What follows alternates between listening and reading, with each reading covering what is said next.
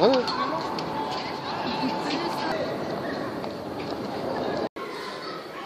این ربات را در مدت 6 ماه ساخته به انجام رساندم و قابلیتی را گشتن، سخن گفتن و نوا گرفتن را دارد. ربات ساخته من قدش 1.6 سانتی متر باشد و این برای مؤسسه‌های تعلیمی، فرودگاه‌ها و مغازه‌ها استفاده بودن ممکن است و در مؤسسه‌های تعلیمی برای طلبه‌ها ایراد گرفتن و طلبه‌هایی که به درس دیر می‌آیند و آنها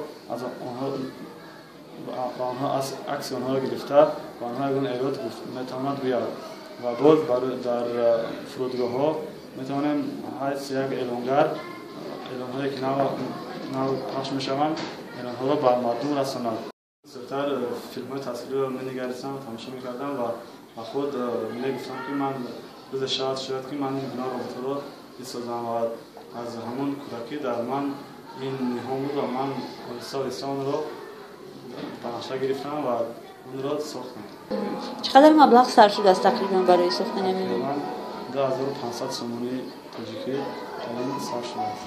من ربات دوم است که این قابلیت رویدادیش خیلی خوب است و سخنرانی و با دستانش عملهای کارخانه‌ها را می‌تواند به خوبی اجرا نماید و دستانش بسیار با موزیک‌ها کار می‌کند. از ابروتا چی فرق دارد این ربات دومتون سنت الله؟ دوممون از یک پای عبارت است و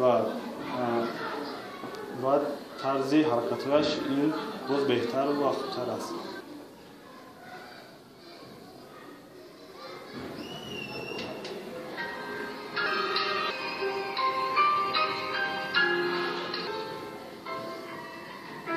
نام من امروتاج. السلام علیکم مهمانان عزیز، خوش آمدید به دانشگاه تکنولوژی تاجیکستان و لیسه اینواسیونی دوشنبه.